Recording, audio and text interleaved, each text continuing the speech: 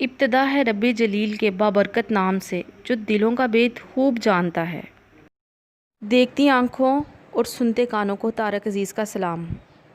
इन्ना लिल्लाहि व इन्ना अलैहि राजिऊन। यूँ लगता है वक़्त थम गया है, रवां दवां ज़िंदगी रुक गई है। कई दिनों से बिस्तर पर लेटे लेटे सोच रहा हूँ कि आज़ादाना नक्लो हरकत भी मालिक की कितनी बड़ी नेमत थी। न जाने पुराना वक़्त कब लौट कर आता है, अभी तो कोई उम्मीद नज़र नहीं आ रही। तारिक अज़ीज़ साहब की आखिरी ट्वीट्स में से ये एक ट्वीट थी। मैं सोच रही हूँ कि इंसान कितना बेबस और लाचार हो जाता है। उसको पता चल रहा होता है, मुझे ऐसे फ़ील होता है कि जो इंसान जिसने इस दुनिया से जाना होता है उसको कुछ ना कुछ इशारे मिलना शुरू हो जाते हैं, या उसको फ़ील होना शुरू हो जाता है कि अच्छा मेरा अगला सफ़र जो है ना वो शुरू होने वाला है। जब मेरी अम्मी पे ये टाइम आया तो उससे पहले वो कुछ ऐसी बातें करती थी, अब मैं बैठ के सोचती हूँ कि वो उन बातों पे गौर करती हूँ तो लगता है कि जैसे उनको नज़र आ रहा था, उनको पता चल रहा था कि मेरा अगला सफ़र शुरू होने वाला है। लेकिन हम लोग जो होते हैं नासमझ, और हम लोग नहीं समझ सकते उस टाइम को, और जो अल्लाह ताला इशारे दे रहा होता है। बाकी बस दुआ ही है कि अल्लाह ताला जितने लोग इस दुनिया से चले गए हैं, मेरी अम्मी और बाकी सब लोग, अल्लाह ताला सब की मग़फ़िरत फ़रमाए और सबको जन्नतुल फ़िरदौस में आला साला दर्जात अता फ़रमाए, आमीन। जो भी इंसान इस दुनिया से चला जाता है ना, एक तो वो हैं जो हमारे अपने हैं, हमारे प्यारे हैं, उनकी तो मैं बात ही नहीं कर रही हूँ, उनकी जगह तो पूरी दुनिया में कोई नहीं ले सकता। लेकिन वो लोग जो अननोन हैं, उनको जस्ट हम टीवी पे ही देख रहे हैं। मींस कि मैं तारक अज़ीज़ साहब की बात कर रही हूँ कि हमारा बचपन जो था, उनका जो शो आता था नीलाम घर, और उसके बाद उसका नाम बदल के उन्होंने रख दिया तारक अज़ीज़ शो, उसको देख देख के हम बड़े हुए हैं। और मींस के बचपन की मेमोरीज़ में से अगर हम कुछ काउंट करना शुरू करें तो एक ये वाली भी एक स्ट्रॉन्ग मेमोरी तारक अज़ीज़ साहब का शो जो था नीलाम घर, उसकी भी थी। 19 के किड्स जो हैं वो इस बात से बखूबी वाकिफ़ होंगे।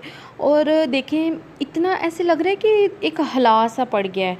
मींस कि अब तारक अज़ीज़ साहब की जगह और कोई भी बंदा इस दुनिया में नहीं ले सकता। उनकी पर्सनैलिटी, उनके बात करने का स्टाइल, उनके पास जितनी नॉलेज थी, और मुझे देखें बस मैंने उनको टीवी पे ही देखा है, लेकिन मैं इतना कनेक्ट कर पा रही हूँ उनसे ख़ुद को कि अगर वो इस दुनिया से चले गए हैं तो जैसे मींस के ऐसे लग रहा है कि कोई मेरा अपना ही है जो गया है, या मैं उनको काफ़ी ज़्यादा जानती थी।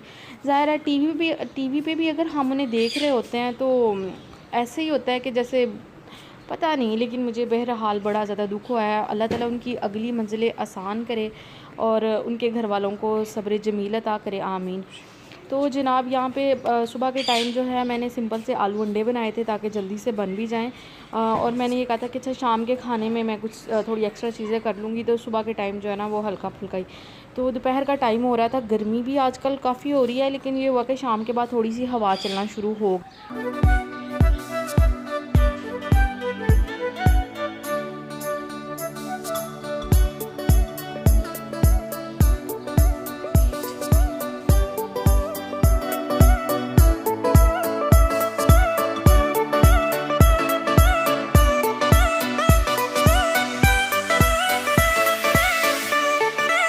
जी जनाब, तो अब मैं अपने किचन में आ गई हूँ। किचन में आते ही सबसे पहला काम जो था वो मैंने ये किया था कि जब फ्रूट्स पड़े हुए थे तो मैंने इनका ना एक फ़्रूट सैलेड टाइप बना लिया था, जिसमें मैंने नमक, चाट मसाला और थोड़ी सी शक्कर, ये सब चीज़ें डाल के, और जूस मेरे पास पड़ा हुआ था नेस्ले का मैंगो फ्लेवर में, वो मैंने इसके ऊपर डाल दिया था और ऐसे फ्रूट सैलेड सा बन गया था। इस तरह से होना तो वो खाया जाता है, वैसे फ्रूट कभी खा लिया ना खाया क्या, तो ये सैलेड टाइप से बन जाए, चाट वगैरह तो वो खाया जाता है। तो यहाँ पे मैंने ना रात के लिए शिमला मिर्च और चिकन का सालन भी बना दिया, जिसको अभी तो वैसे दिन का ही टाइम है, लेकिन मैंने बना दिया ताकि रात को फिर मुझे ना बस रोटियाँ जस्ट पकानी पड़ें और जल्दी से काम हुआ हो पहले।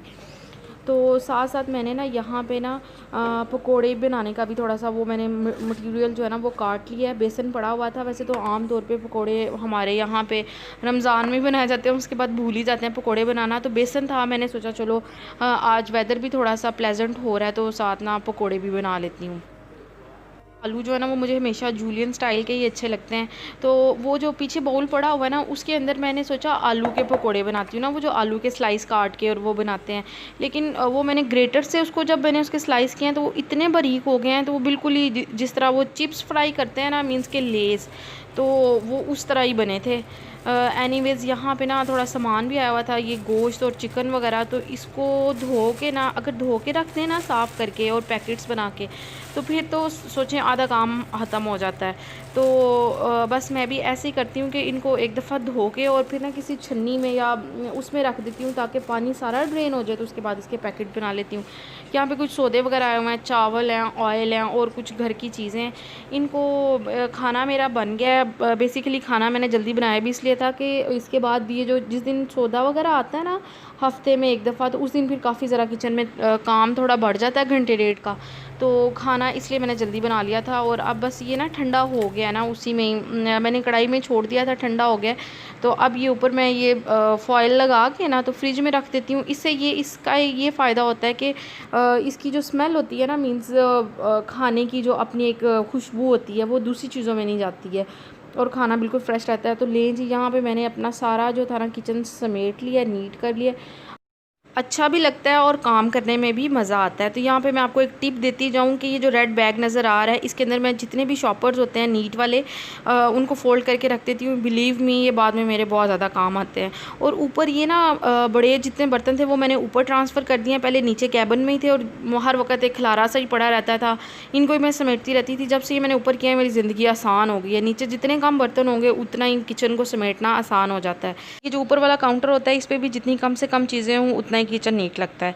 अच्छा जी, तो मुझे कमेंट सेक्शन में ज़रूर बताइएगा कि अगर तारक अज़ीज़ शो स्पेशली नीलाम घर से अगर आपकी कोई भी मेमोरी जुड़ी हुई है, और अगर आपको मेरी वीडियो नाइस लगी है तो काइंडली मेरे चैनल को सब्सक्राइब कर दीजिए। अगली वीडियो तक के लिए दे इजाज़त। अपना और अपने प्यारों का बहुत सारा ख्याल रखिएगा। Till then take care. अल्लाह हाफिज़।